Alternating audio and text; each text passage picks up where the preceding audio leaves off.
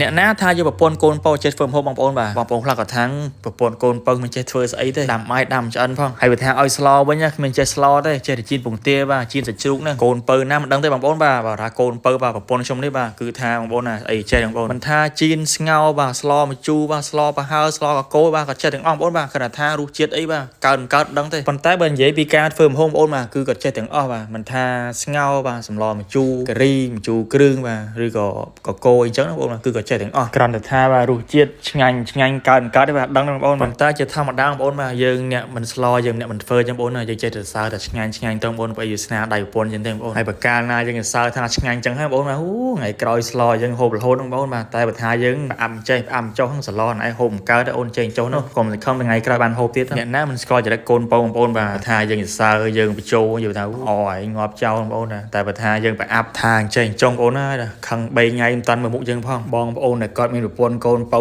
គាត់ប្រកាសជាដឹងហើយបាទថាចរិតប្រពន្ធកូនប៉ោមិនដែរអញ្ចឹងហើយបងប្អូនណាពេលដែលគាត់ចូលធ្វើម្ហូបឲ្យយើងហូបហើយបងប្អូនមិនថាស្លោអីបាទស្ងោអីឆាអីទេបងប្អូនបាទបើគាត់ស៊ូថាឆ្ងាញ់អត់បាទយើងចេះតែឆ្លើយទៅបងប្អូនបាទឆ្ងាញ់ហ្នឹងទៅទោះបីហូបកើតអីយើងចេះឆ្លើយតែឆ្ងាញ់ទៅបាទកុំឲ្យគាត់អន់ចិត្តដូចបងប្អូននឹងស្ដាប់អញ្ចឹងបាទថាប្រពន្ធកូនប៉ោបងប្អូនហើយបាទតែខឹងហើយបាទទៅលងតងម៉ាំងនិយាយស្ដាប់គ្នាទៅបងប្អូនគ្រាន់តែថាប្រពន្ធខ្ញុំបងប្អូនហើយបាទគួរឲ្យស្រឡាញ់ម្យ៉ាងត្រង់ថាបាទប្តីកំងអីបាទប្តីចង់ហូបអីគឺធ្វើនឹងឲ្យហូបបងប្អូនបាទតែបើរឿងរសជាតិអានឹងដូចខ្ញុំថាអញ្ចឹងបងប្អូនបាទចេះតែសរសើរទៅទោះបីហូបឆ្ងាញ់